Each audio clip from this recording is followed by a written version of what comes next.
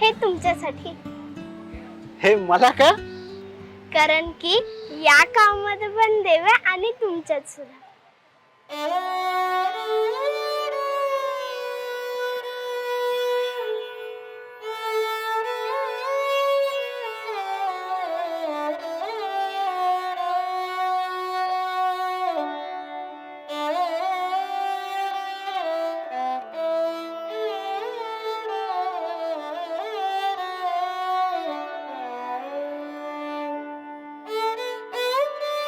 देव सगळीकडे आहे, पण खरा देव तोच जो दुसऱ्याला सुख देण्याचा प्रयत्न करतो.